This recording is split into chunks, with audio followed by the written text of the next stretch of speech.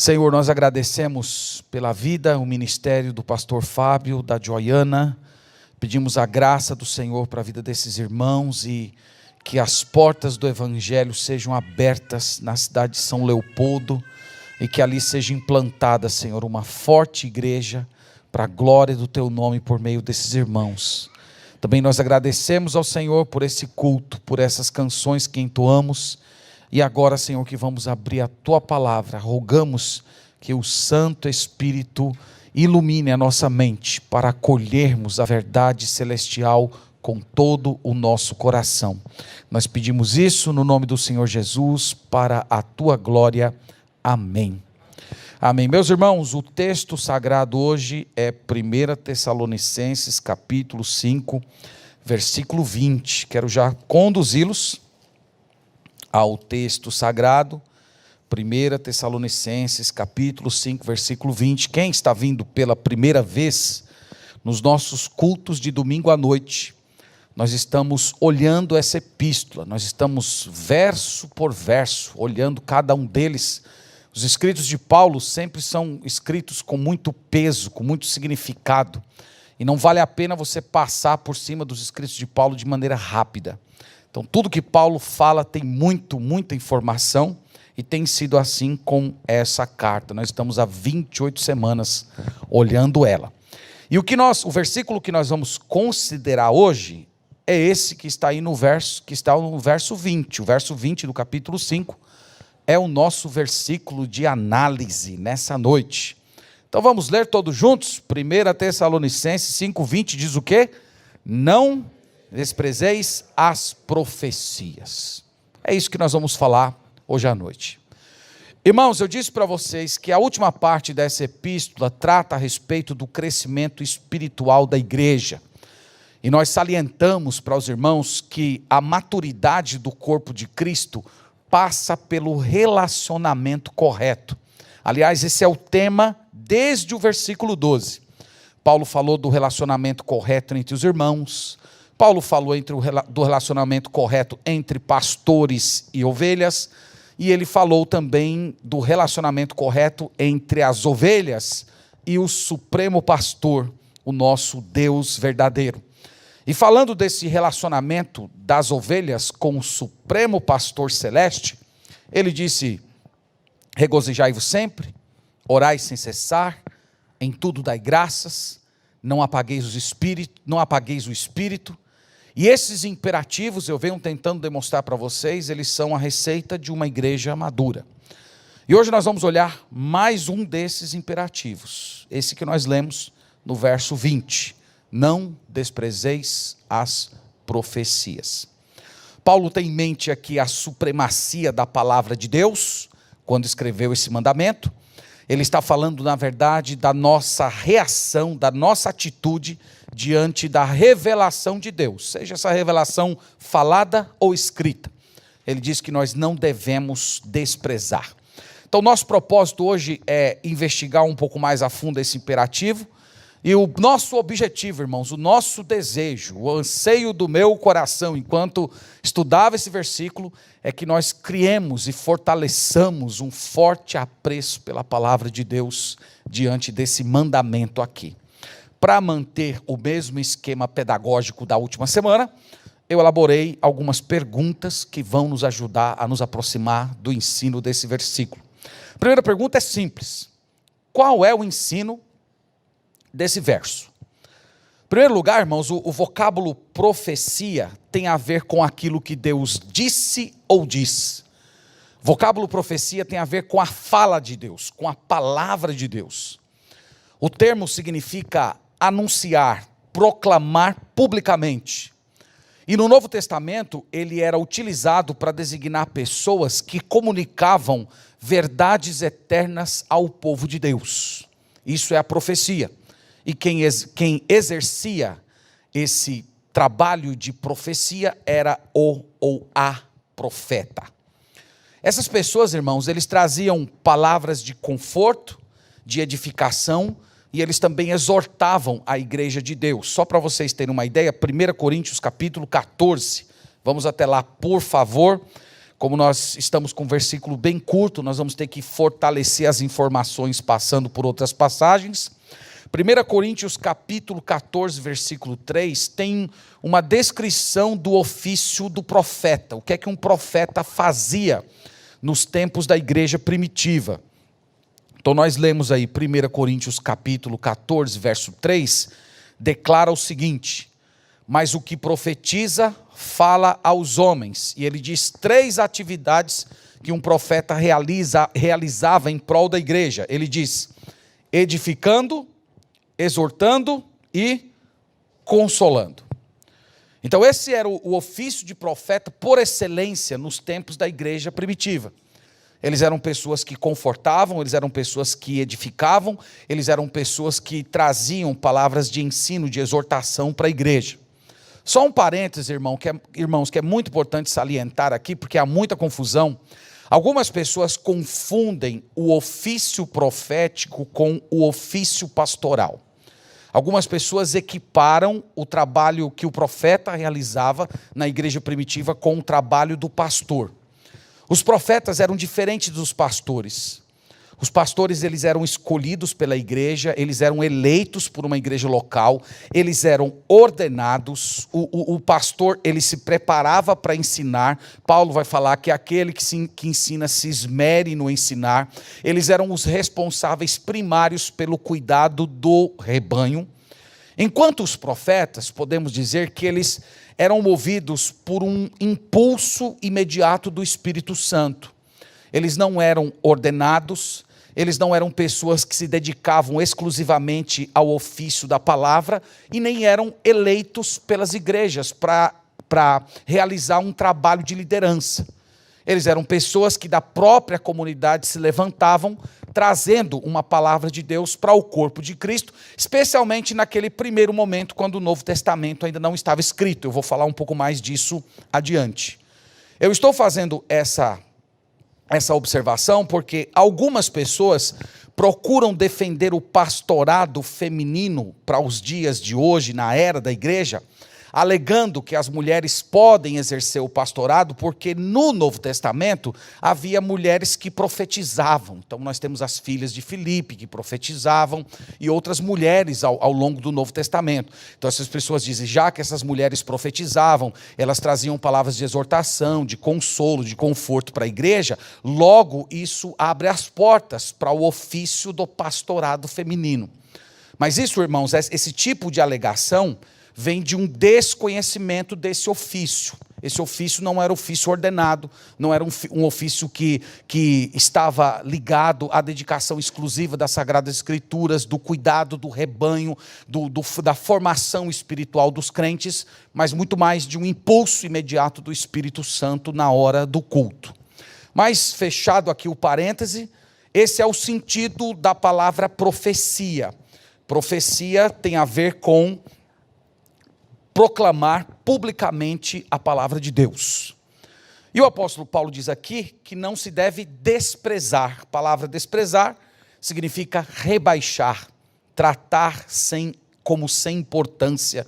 Então a ideia é que se você despreza a profecia, é como se você estivesse desprezando o próprio Deus, porque o Deus é o autor final da palavra. Então esse é o significado geral da passagem. Agora, esse vocábulo profecias merece um olhar mais específico, então eu dei assim um olhar mais geral sobre o versículo e agora eu quero focar um pouco mais nas partes, porque cabe aqui alguns esclarecimentos, porque há muita confusão em torno do que seria esse ofício profético. Então isso nos leva à segunda pergunta. A segunda pergunta é essa: o que a Bíblia ensina sobre a profecia?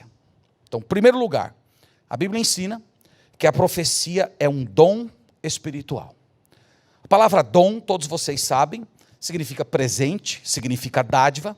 A palavra dom vem do mesmo termo, da mesma raiz do vocábulo graça. Então, quando nós falamos de dom, nós estamos falando de uma dádiva, de um presente. Dom, por natureza, não tem a ver com merecimento, e nem com você ser mais ou menos importante. A igreja de Corinto era uma igreja, diz Paulo, que tinha todos os dons, ele fala isso lá no capítulo 1, mas no capítulo 3 ele chama aqueles irmãos de carnais, isto é, de crianças em Cristo. Então, nem sempre uma pessoa ter a posse de um dom indica necessariamente que essa pessoa está andando no Espírito, está tendo uma comunhão profunda com o Senhor. A igreja de Corinto mostra isso. Se nós fôssemos definir, irmãos, dons espirituais, nós poderíamos dizer que tem a ver com um conjunto de capacidades concedidas de maneira sobrenatural e soberana pelo Espírito Santo a todos os discípulos de Cristo, visando a edificação da igreja para a glória de Deus. Isso seria uma definição básica de um dom espiritual. E quando nós falamos de dom, é muito importante lembrarmos de onde é a origem, qual é a origem do dom espiritual.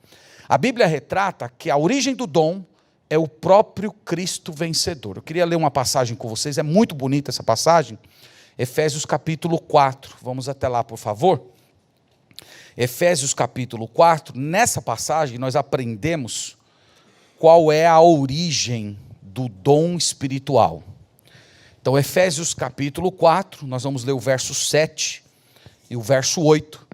E aqui nós entendemos de onde vêm os dons espirituais que abençoam a igreja de Deus. Portanto, Efésios 4, verso 7 diz assim: e a graça foi concedida a cada um de nós, segundo a proporção do dom de Cristo. Por isso diz, quando ele subiu às alturas, levou cativo o cativeiro, e concedeu dons aos homens. Nessa passagem, irmãos, o apóstolo Paulo ele está lançando mão de um evento muito comum do primeiro século para ensinar para aqueles cristãos de Éfeso a origem dos dons. A imagem que ele quer despertar aqui na mente desses irmãos é a de um general vencedor voltando de uma guerra. Então isso era muito comum acontecer no primeiro século. As pessoas ficavam na porta da cidade aguardando o general vencedor chegar, e ele chegava com muitas riquezas, com muitos bens, com muitos despojos que ele conseguiu dos seus inimigos que foram derrotados. Normalmente ele trazia alguns homens presos, normalmente o general adversário era trazido nu para entrar na cidade como uma forma de humilhação, e enquanto esse homem poderoso, rico e entrando pela cidade, ele distribuía presentes para as pessoas que estavam ovacionando a ele. Então Paulo, ele lança a mão desse quadro para explicar a origem dos dons. O que ele quer dizer é que o Senhor Jesus Cristo também é um general vencedor. O Senhor Jesus Cristo, ele derrotou o mundo, a carne e o diabo. E enquanto ele estava em procissão para sentar-se ao lado do Pai na glória, ele distribuiu dons, ele distribuiu dádivas, ele entregou tesouros, habilidades para o seu povo glorificá-lo por meio do serviço. Então, quando nós estamos falando de dons, irmãos, nós estamos falando disso. Nós estamos falando de dádivas, de presentes dados pelo Cristo vencedor em sua ascensão aos céus. A prova que a igreja de Deus, a prova que Cristo está entronizado ao lado do Pai hoje, é justamente a existência de dons espirituais abençoando o povo de Deus. É por isso que nós chamamos de dom espiritual. Nós chamamos porque a origem é celestial. A origem não é do seu treinamento, não é da sua formação. É espiritual porque nos chega através do Espírito Santo. É o Espírito Santo, o agente, que recebe essas dádivas de Cristo e entrega para o povo de Deus. E nós exercemos os dons por meio do Espírito. Por isso, profecia é um dom espiritual. Essa é a primeira informação a respeito de profecia. A segunda é que no Novo Testamento, há duas categorias de profecia, isso é muito importante. Eu chamei uma de revelação e a outra de reiteração. São dois tipos de profecias diferentes que você encontra no Novo Testamento. Um que revela e outro que reitera. Então, quando fala de revelação, eu quero dizer o seguinte: algumas vezes a profecia trazia uma informação inédita, uma revelação. Algo desconhecido naquele momento. Nós temos dois casos no Novo Testamento, no livro de Atos. O primeiro está em Atos 11. Eu queria que vocês fossem lá comigo e observassem esse caráter que eu vou chamar de caráter revelatório do ofício profético. Atos capítulo 11, versículo 27 e 28. Aqui nós temos uma revelação, algo inédito, falando de um profeta chamado Ágabo. Nós lemos o seguinte: naqueles dias, desceram alguns profetas de Jerusalém para Antioquia, e apresentando-se um deles chamado Ágabo, dava a entender pelo Espírito que estava para vir grande fome por todo o mundo, a qual sobreveio nos dias de Cláudio. Então aqui nós temos uma profecia inédita, de caráter revelatório, uma informação que ninguém sabia. Um homem chamado Ágabo, cheio do Espírito Santo, trouxe para a igreja de Jerusalém essa informação de que haveria sim uma grande fome. E isso foi muito importante, irmãos. Depois, se você puder ler, observe lá 1 Coríntios 8, 1 Coríntios 9, Paulo vai fazer uma grande oferta através daquelas igrejas para abençoar as igrejas de Jerusalém que estavam passando necessidade. Então, tudo isso aconteceu por obra do Senhor, mas também porque a palavra que esse homem trouxe, essa palavra de Deus, deu tempo do apóstolo Paulo preparar esse socorro. No capítulo 21 de Atos, tem uma outra situação semelhante a esta. Os irmãos podem ler comigo. Atos capítulo 21, versículo 10, versículo 11. Uma outra informação, uma outra profecia de caráter revelatório. Nós lemos assim: demorando-nos ali alguns dias, desceu da Judeia um profeta chamado Ágabo, e vindo ter conosco, tomando o cinto de Paulo, ligando com ele os próprios pés e mãos, declarou: isto diz o Espírito Santo, assim os judeus em Jerusalém farão ao dono deste cinto e o entregarão nas mãos dos gentios. Então aqui novamente uma informação inédita. Ágabo estava informando previamente que o proprietário daquele cinto, isto é, o apóstolo Paulo, seria preso, seria manietado do mesmo jeito que ele estava fazendo. Irmãos, quando nós observamos essas profecias do Novo Testamento, nós percebemos claramente que elas são muito diferentes das profetadas que estão acontecendo nas igrejas hoje. Quando você lê o Novo Testamento, você nunca vai ver gente dizendo assim: olha, eu quero profetizar que tem alguém sentindo dor na coluna na igreja hoje à noite. Então, você nunca vai ver esse tipo de coisa. Você nunca vai ver alguém falando assim: esse profeta que é muito bom, ele adivinha até o número do seu CPF. Até o número do seu CPF ele sabe dizer. Ou um profeta que diz assim para uma irmã: olha, o seu marido vai voltar. E o marido não volta. E aí o profeta diz assim: isso é culpa sua porque você não teve fé. Então isso não acontece no Novo Testamento. Mesmo as profecias revelatórias, irmãos, elas tinham alguma relação com a vitalidade da igreja, com a importância da igreja. Não existia essas profecias de caráter particular, íntimo. Sempre elas estavam de alguma forma relacionadas ao trabalho da igreja. Então, esse é o caráter revelatório da profecia. Agora, as outras ocorrências, majoritariamente, são profecias de reiteração. O que eu quero dizer com profecias de reiteração? São profecias, oráculos, poderíamos chamar assim, os quais reafirmam verdades que já foram dadas. A maioria das profecias do Novo Testamento possuem esse caráter. Vou dar só um exemplo. Romanos 12, versículo 6. Vamos até lá, por favor. Romanos capítulo 12, versículo 6. Veja aqui o que nós lemos. É muito importante esse versículo. Ele fala assim, Romanos 12, verso 6. Tendo, porém, diferentes dons segundo a graça que nos foi dada. Se profecia, seja segundo a proporção da fé.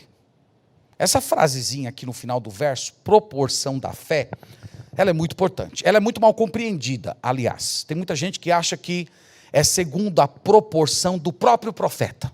Isto é, se o profeta tem muita fé, ele muito profetizará, mas se o profeta tem pouca fé, a profecia dele vai ser bem pouquinha, fraca, não vai ter tanto brilho e importância.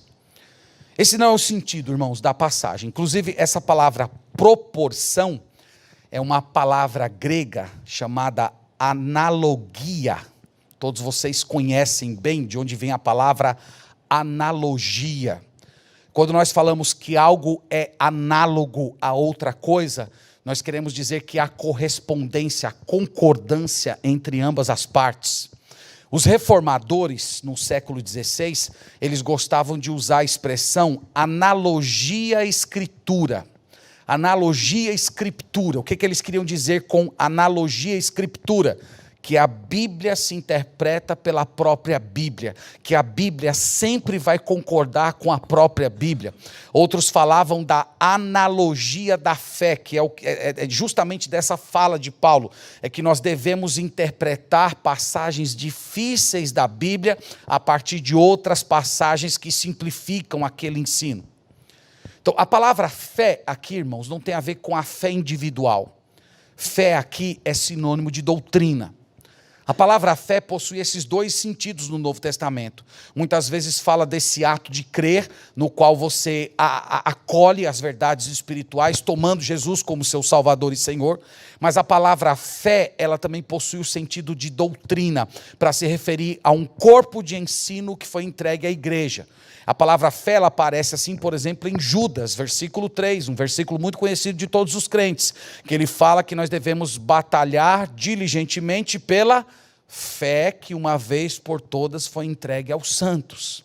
Então a palavra fé ali tem a ver com doutrina, tem a ver com um corpo de ensino que foi entregue à igreja do Senhor. Então, se nós fôssemos tomar aqui Romanos 12:6, o ensino é basicamente esse. A profecia deve ter uma relação de analogia, de correspondência com a palavra revelada. A profecia entregue por um profeta na igreja de Deus, ela tem que ter uma correspondência por aquilo que já foi entregue ao povo do Senhor. Evidentemente, no primeiro século, essa palavra, essa fé que Paulo fala aqui, esse conjunto de doutrinas, ainda não estava condensado em um livro como nós temos hoje, mas era conhecido, meus irmãos, dos crentes devido aos ensinos dos apóstolos. Então as palavras de Jesus, os ensinos dos apóstolos já estavam presentes em todas as igrejas por meio de tradição oral, por meio até de umas pequenas cópias, enxertos dos evangelhos, e que no final do primeiro século tudo isso foi condensado em um único livro. Então o que eu estou dizendo para os irmãos é que nós temos dois tipos de profecia no Novo Testamento. Uma de caráter revelatório e outro de caráter de reiteração. Nós temos duas ocorrências de revelação e todas as outras se referem àquilo que já foi escrito. O profeta simplesmente repetindo a revelação que já foi dada anteriormente. Um outro fato importante a respeito dos profetas do Novo Testamento é que eles deveriam ser julgados. Vamos para 1 Coríntios capítulo 14. Vamos ver como é que se dava esse julgamento dos profetas. Você sabia que uma parte do culto da igreja primitiva era destinada ao julgamento do profeta? Então o profeta se levantava, falava para a igreja, e a igreja, naquele momento, julgava aquilo que estava sendo dito pelo profeta. A gente pode ver isso em 1 Coríntios capítulo 14, versículo 29. É dito assim, ó. Ele fala assim: tratando-se de profetas, falem apenas 2 ou 3, e os outros julguem. Então Paulo está aqui organizando o culto da igreja de Corinto, porque o culto da igreja de Corinto estava muito bagunçado nessa ocasião, e havia muitos profetas naquela igreja. E todo culto, muitos e muitos irmãos queriam profetizar. Então você imagina, uma igreja assim com 300, 400 membros, tem lá 200 pessoas que querem profetizar num culto, 200 pessoas querem se levantar e trazer uma palavra de exortação, de consolo, de conforto para a igreja. Então era um culto que não se acabava mais, era um culto que virava uma bagunça. Então Paulo, ele organiza 2, no máximo 3, e os demais julguem. Veja como essa frase é interessante. O fato de ser julgado pela igreja apenas reforça essa ideia que eu falei para vocês, de que o conteúdo era doutrinário. Não era uma adivinhação, não era uma previsão do futuro. Porque se fosse uma previsão do futuro, não teria como haver julgamento na hora do culto. Ia ter que esperar para ver se a profecia se cumpriria ou não, e aí o profeta seria julgado como verdadeiro ou falso. Mas o próprio fato de haver uma cerimônia na hora do culto, em que os profetas eram julgados, isso mostra que existia uma regra, existia uma régua através da qual os profetas tinham que ser medidos. Que régua era essa? A palavra do Senhor, a palavra de Deus, que ainda não estava, como eu disse, condensada em um livro, mas já existia a partir do ensino apostólico. E esses profetas, irmãos, quando eles se levantavam na igreja, eles tinham um objetivo claro. Versículo 31 fala qual é o objetivo. Ele diz assim: porque todos podereis profetizar um após outro, para todos aprenderem e serem consolados. Qual eram os 2 objetivos do trabalho de um profeta na igreja primitiva? Primeiro, consolo. Segundo, aprendizado. Eles estavam aprendendo o quê? Eles estavam aprendendo sobre Cristo, eles estavam aprendendo sobre o Evangelho, eles estavam aprendendo sobre vida cristã, eles estavam aprendendo sobre a própria doutrina apostólica. Então veja, irmãos, que não era uma profecia do tipo Nostradamus, né? Eu sempre acho que boa parte da mentalidade evangélica brasileira, no que tange a profecia, foi muito mais formada por aquilo que nós conhecemos de Nostradamus do que propriamente da profecia neotestamentária. Porque a profecia do Novo Testamento, ela tinha uma forte relação doutrinária. Ela era presa firmemente ao ensino, ao consolo e ao conforto da igreja do Senhor. Isso nos leva ao 4º ponto, e esse aqui é um aspecto muito importante. É que esse caráter revelatório do ofício profético foi naturalmente cessando com o fim da era apostólica. Isso é uma coisa muito importante, irmãos, de ser pontuada. O último livro do Novo Testamento, o Apocalipse, foi escrito ali pelos idos do ano 90. E quando todo o Novo Testamento foi composto, a própria igreja passou a se estabelecer a partir da Escritura, acolhendo a palavra escrita como sendo a fonte da profecia. E naturalmente, essa necessidade do profeta se levantar e trazer uma palavra de ensino para a igreja, simplesmente se perdeu como sendo um impulso do próprio profeta. Isso passou a ser feito por meio da Escritura.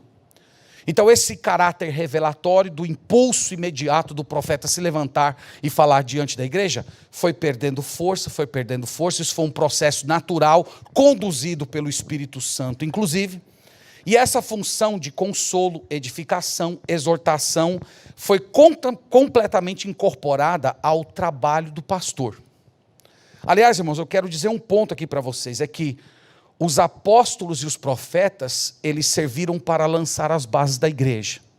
Eles tiveram um trabalho temporário. Vamos olhar Efésios 2:20. Essa passagem é uma passagem muito importante, para a gente estabelecer aqui bem essa fala. Efésios 2, versículo 20, veja aqui o que nós lemos. Paulo fala assim, Efésios 2, 20.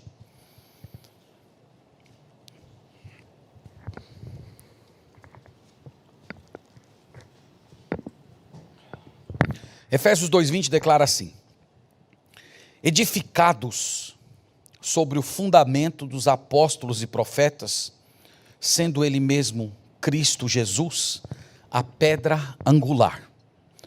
Então quero chamar a atenção de vocês para essa palavrinha de Paulo aqui, fundamento. Fundamento, irmãos, tem a ver com um conjunto de doutrinas.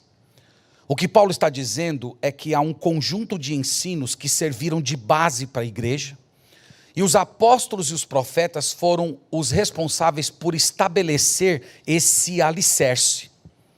Então, nesse sentido, dizer que há profetas e apóstolos também nos dias de hoje, significa afirmar que as bases doutrinárias da igreja não estão prontas ainda, que novas doutrinas podem surgir na história da igreja, mesmo depois de 1000 anos que a igreja passou, 2000 anos que a igreja passou dessa fase inicial. Mas Paulo, diferente desse pensamento, ele diz que nós estamos edificados. Isto é, a fala dele é para dizer que ele está falando de um processo concluído. A igreja já foi edificada, a fase dos alicerces passou. O trabalho dos pastores, dos mestres, dos evangelistas hoje é construir em cima desses fundamentos que foram lançados pelos apóstolos e profetas. Então, nesse sentido, nós podemos dizer que apóstolo bom é apóstolo morto e profeta bom é profeta morto, porque eles fizeram parte de uma fase de edificação da igreja e, posto esses fundamentos, seria natural que o trabalho deles simplesmente desaparecesse. Então, irmãos, é isso que eu queria dizer para vocês a respeito de profecia. Nós falamos que ela é um dom espiritual, nós falamos que ela vem na forma de revelação ou reiteração, que os profetas, diferente dos apóstolos, deveriam ser julgados, e que o caráter revelatório do ofício profético encerrou no final da era apostólica, visto que eles serviram para colocar os fundamentos da igreja. Dito isso, eu quero passar para a exortação de Paulo mais particular agora. É a terceira pergunta. Como podemos desprezar as profecias? A exortação dele é: não desprezeis as profecias. E a nossa pergunta é: como nós podemos fazer isso? Tem muitas maneiras, irmãos. Eu elenquei aqui 6 apenas, mas há muitas. Mas eu acredito que essas são as principais. Como é que nós desprezamos a palavra profética? Primeiro, nós desprezamos através da negligência para com o estudo da palavra. Então, se você negligencia o estudo da Sagrada Escritura, você está, sim, desprezando as profecias. Se você é alguém que vive adiando a leitura bíblica, se você é alguém que escolhe o pior horário do dia para ter contato com a palavra de Deus, no momento que você está mais cansado e que a sua mente já não tem capacidade de absorção, você está desprezando a profecia. Se você é alguém que há anos e anos está prometendo para si mesmo que esse ano você vai ler a Bíblia toda inteira, mas esse ano parece que nunca acontece, você está desprezando a palavra profética. Se você é alguém indisciplinado no alimento da sua alma, irmãos, isso é uma coisa muito importante, tem tudo a ver com o seu crescimento espiritual. Quem não traz Deus de casa, dificilmente vai encontrar Deus aqui na igreja. Tem algumas pessoas que estão esperando para encontrar Deus aqui na igreja. Eles passam a semana inteira mantendo Deus muito longe de suas vidas, de suas famílias, de suas casas. E eles chegam no domingo aqui tentando encontrar Deus na igreja. Eu li alguns dias atrás um texto do Charles Spurgeon, que ele falava que no final do culto ele estava lá na portaria, apertando a mão dos irmãos, e uma irmã chegou, deu um abraço nele e disse assim: pastor, eu amo tanto seus sermões, mas olha, pastor, hoje seu sermão foi simplesmente celestial. Aí ele olhou para ela e disse assim: mas a irmã orou mais essa semana, não foi, irmã? Ela disse: é, pastor, eu orei. Então ela esteve mais próxima do Senhor.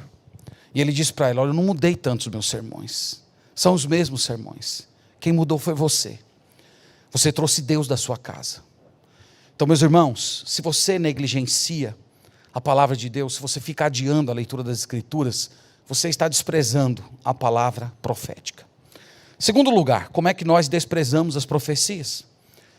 Nós desprezamos as profecias por meio da superficialidade bíblica. Algumas pessoas, elas não querem ir fundo na Bíblia. Elas não querem estudar com dedicação, se lançar às Sagradas Escrituras. Alguns crentes, eles se contentam apenas com as obviedades da Bíblia. Aliás, tem um movimento dentro do evangelicalismo brasileiro que até critica as pessoas que querem se aprofundar, como se o conhecimento do Deus Trino, um conhecimento com mais substância, fosse formar em você uma espécie de um racionalista cristão, que se você quer ser mesmo fervoroso, você não pode se aprofundar com muita ênfase no estudo da palavra do Senhor. Esse é um mal da nossa geração. A confusão entre simplicidade e superficialidade. Irmãos, o Evangelho, na sua formulação geral, é absolutamente simples. Paulo resumiu o evangelho lá numa frase: Cristo morreu pelos nossos pecados e ressuscitou ao terceiro dia. Essa frase é simples. Nessa frase está condensado o evangelho, conforme Paulo nos diz. Mas, meus irmãos, essa frase, Cristo morreu pelos nossos pecados e ressuscitou, ela possui muitos desdobramentos.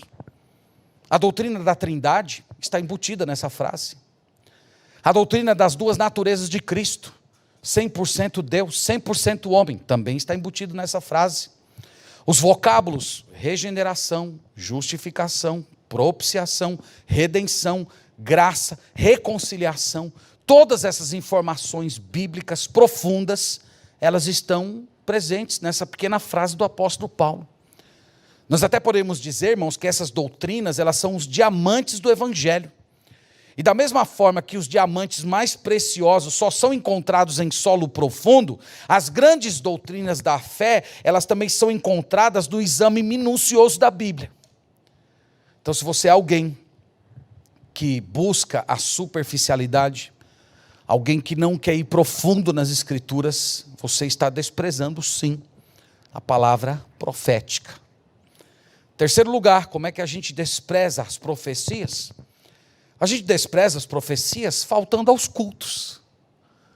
Ora, meus irmãos, o culto é uma ocasião em que o corpo de Cristo se reúne para cantar as verdades da palavra em louvor ao Senhor, para ouvir a proclamação da palavra escrita e participar da palavra representada, que seria a celebração da ceia e do batismo. E nessa ocasião em que o corpo de Cristo está reunido localmente, há uma operação singular, meus irmãos, do Espírito Santo, aplicando a palavra de Deus em nosso coração. Eu tenho falado muito isso aqui na igreja, que os processos espirituais que ocorrem aqui, quando nós estamos reunidos como corpo de Cristo, orando juntos, cantando juntos, ouvindo a palavra do Senhor juntos, os processos da nossa alma que aqui ocorrem, eles não podem acontecer nas nossas casas, eles não podem acontecer em você assistindo uma pregação pela internet. Mas muitos crentes parecem não ver importância nisso. Então eles optam pelo descanso, pelo entretenimento, por um estudo de qualquer outra natureza, como se o culto a Deus não fosse uma atividade essencial para a nossa alma. Eu me espanto com o fato de crentes que passam meses e meses sem participar da ceia do Senhor. Nós não cremos aqui na igreja numa ceia mística, mas as pessoas, irmãos, que simplesmente tratam a ceia do Senhor como algo que pode ser abandonado, deixado para depois, ou participar quando der certo, essas pessoas demonstram pouco interesse por Cristo.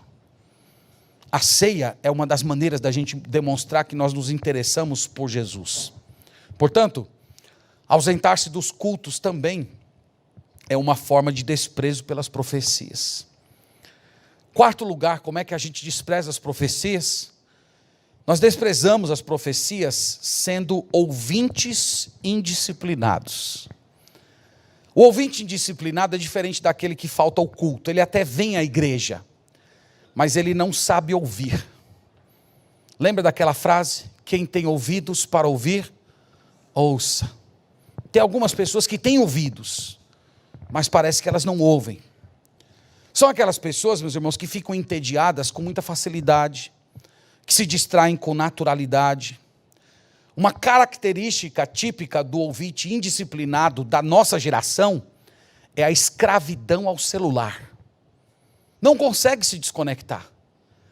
A pessoa está cultuando ao Senhor, ouvindo a palavra, entoando o hino, ele não tem coragem, ele não consegue se desconectar desse aparelho, ele deixa o aparelho vibrando no bolso. E aí na hora que chega lá o toque de uma mensagem, ele imediatamente, no impulso, pega, olha, e aí vê alguma coisa, alguns até respondem alguma coisa, observam alguma coisa, depois colocam de volta e retornam ao culto. Isso é o ouvinte indisciplinado, que fica alternando entre assistir o culto, olhar a rede social. São pessoas que ficam se levantando desnecessariamente, vai lá fora, toma uma água, dá um tempo, fica chutando lá o vento. Você diz, mas pastor, como é que você sabe disso? Você não está aqui dentro pregando?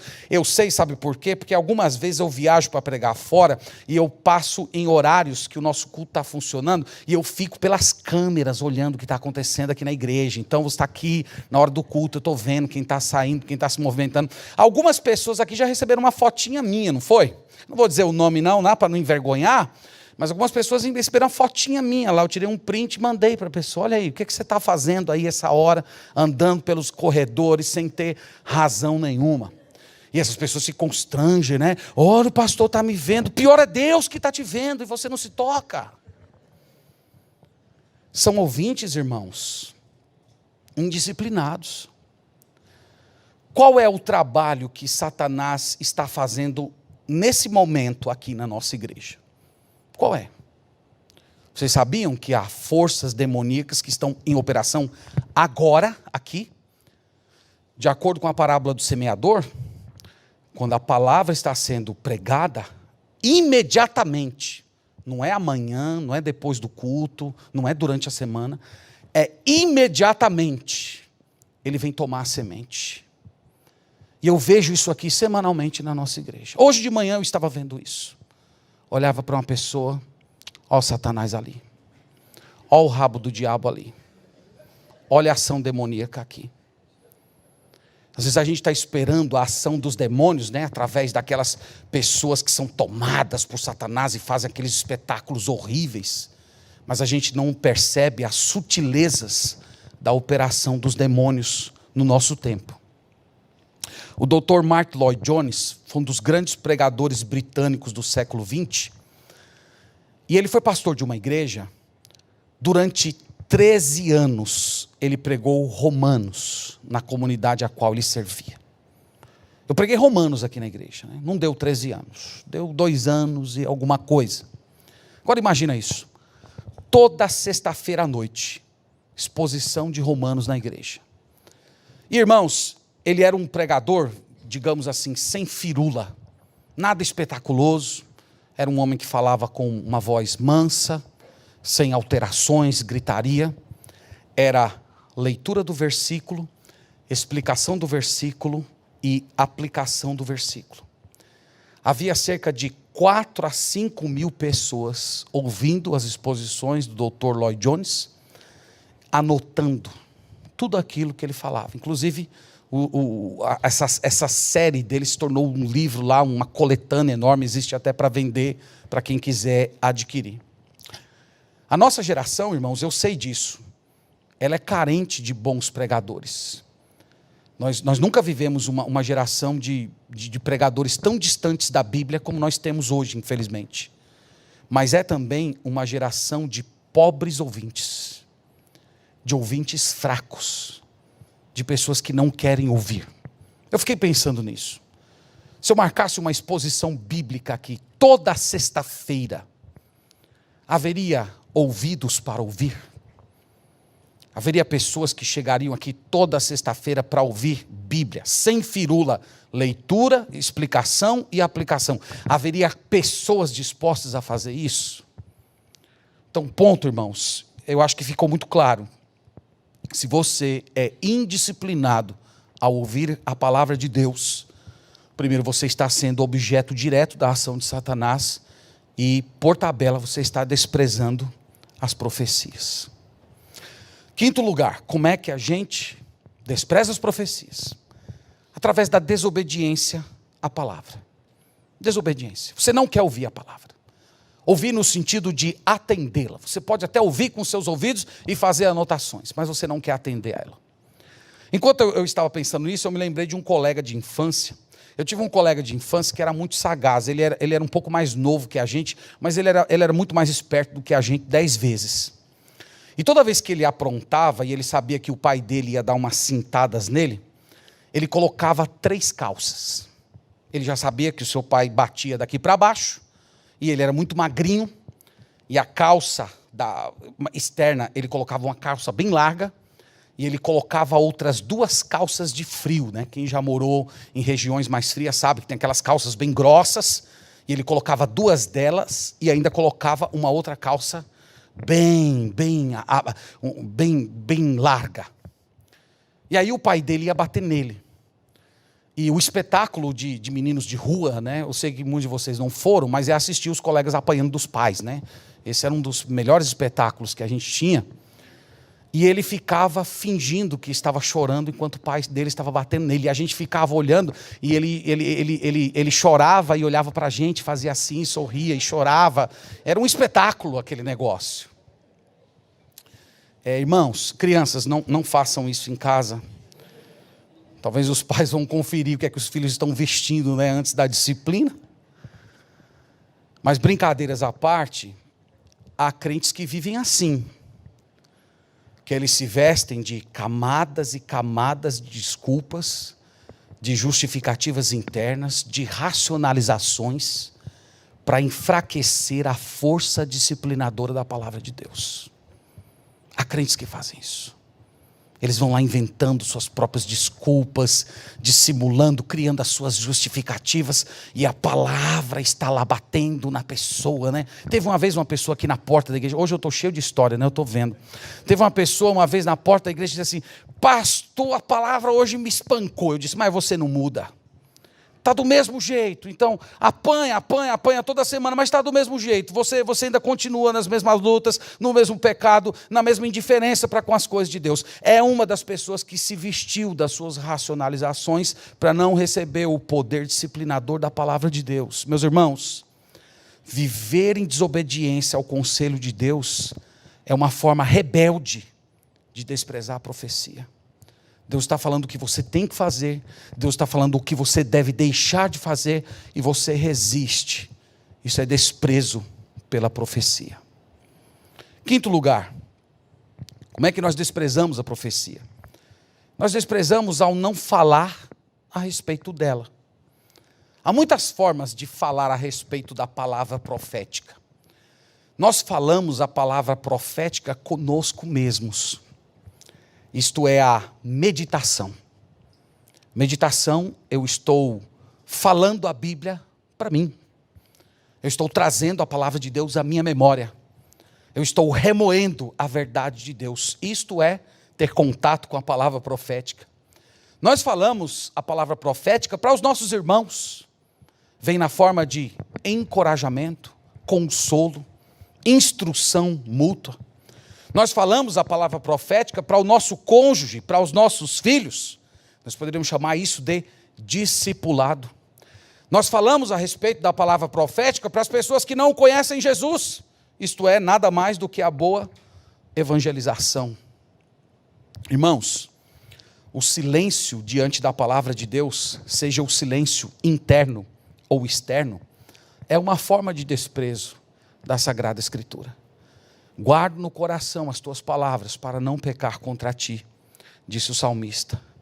Então essas são as principais formas pelas quais desprezamos a palavra profética: negligência, superficialidade, ausência nos cultos, indisciplina ao ouvir a palavra de Deus e rebeldia ao não obedecê-la e ao falar a respeito dela. Irmãos, eu já estou caminhando aqui para as minhas palavras finais. Eu quero lembrar aos irmãos que nós somos o povo do livro. Há muitos e muitos anos, o povo evangélico tem sido chamado assim. Os primeiros missionários que pisaram aqui no Brasil, ainda na época que Dom João VI veio estabelecer o governo imperial aqui no Brasil, os primeiros missionários começaram a chegar aqui por volta de 1808, e eles eram chamados de os Bíblias. E as pessoas que se convertiam a Cristo eram também chamados de os Bíblias, ou o povo do livro. Essa tem sido, irmãos, a identidade do povo de Deus ao longo dos anos. A Bíblia é a fala de Deus para nós. Veio a mim a palavra do Senhor dizendo, esse é um grande refrão do Antigo Testamento. A palavra de Deus é infalível. A palavra de Deus é a nossa autoridade. O Salmo 19:7 diz que a lei do Senhor é perfeita e restaura a alma. A palavra do Senhor é suficiente. 2 Timóteo 3,16 diz que toda a escritura é inspirada por Deus e útil para ensinar, redarguir, admoestar, para que todo homem seja perfeito e perfeitamente habilitado para toda obra. A Bíblia é eficaz. Isaías 55:11 diz que a minha palavra não voltará vazia. Ela é a verdade de Deus. João 17:17, santifica-os na verdade, a tua palavra é a verdade. Ela é a garantia de que nós teremos vitória contra o mal. Efésios 6:17 diz que ela é a espada do Espírito, a palavra de Deus. Ela é a fonte da nossa orientação espiritual. Lâmpada para os meus pés é a tua palavra e luz para o meu caminho. Então nós precisamos, irmãos, crer na palavra. Nós precisamos acreditar de todo o coração que aqui nós temos a verdade de Deus, mas mais do que isso, nós temos que acolher a Bíblia como sendo verdade de Deus. Em 1 Tessalonicenses 2, nós vimos isso, Paulo elogiando os crentes de Tessalônica, não apenas por ouvirem a palavra, mas terem acolhido a verdade que Paulo pregou como sendo palavra do Senhor. E nós temos que honrar a Bíblia através da nossa obediência. Nós temos que amar essa palavra e estudar até que ela habite ricamente o nosso coração. Irmãos, vamos nos arrepender por desprezar a palavra profética. Vamos nos arrepender do nosso desleixo, do nosso adiar. Vamos nos arrepender pelo nosso desprezo pela palavra do Senhor. Vamos nos arrepender disso. Vamos reafirmar diante de Deus que nós vamos de hoje em diante valorizar a palavra do Senhor de todo o coração. Eu quero terminar lendo para vocês comentando, na verdade, com vocês uma história que muito me comoveu essa semana. Eu li a respeito de uma menina francesa, cega, que ganhou o Evangelho segundo Marcos em braille. E ela se dedicou tanto ao estudo daquele Evangelho, que os seus dedos criaram calos, e ela perdeu a sensibilidade no tatear as palavras. E ela ficou desesperada quando isso aconteceu. E ela começou lá a raspar os calos, cortar os calos para tentar recuperar o tato, a sensibilidade, mas ela percebeu que cada vez mais ela só estava ferindo os seus dedos. Então, quando ela percebeu que a sua condição era irreversível, como uma forma de despedida, ela pegou o livro santo, abraçou o livro santo, colocou o livro santo contra os seus lábios e disse assim: adeus, adeus. E naquele momento, ela percebeu que os seus lábios eram mais sensíveis que os seus dedos, e durante toda aquela noite, ela leu a palavra de Deus com os lábios, tocando, sentindo lá o texto sagrado com seus próprios lábios, cheia de alegria com aquela possibilidade de ter contato com a palavra de Deus mais uma vez. Isso, irmãos, é amor pela palavra. Isso é uma pessoa que valoriza a palavra profética. Que seja assim na nossa igreja, que seja assim na sua vida, que você ame esse livro, que você não o despreze, que você acolha o conselho de Deus, que você se lance sobre a Bíblia para conhecê-la profundamente. Quanto mais você conhecer esse livro, mais você vai conhecer o Deus que se revela a nós por meio desse livro. Que Deus nos abençoe, que a palavra dele habite ricamente os nossos corações. Amém. Vamos orar.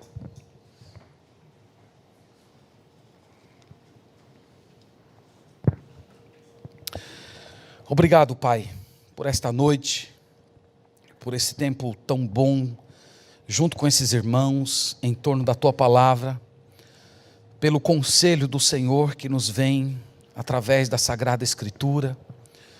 Nós Te rendemos graças, Senhor, por este livro santo, que foi entregue a nós pelo Senhor, preservado ao longo de séculos de corrupção, tentativa de destruição, por termos hoje esse livro em nossas mãos, traduzido no nosso idioma, e especialmente por termos o Espírito Santo como agente professor, que nos ensina a verdade da palavra.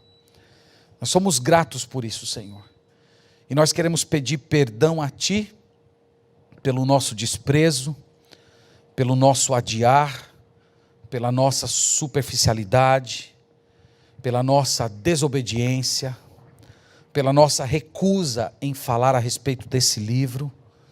Nós clamamos, Pai, pedindo o teu perdão e te rogamos ao mesmo tempo que o teu Espírito seja derramado em nós de tal maneira que haja em nosso coração sede pela palavra, desejo de conhecer esse livro, de estudá-lo, de se afadigar nele, até que todo o nosso coração seja ocupado com a tua verdade.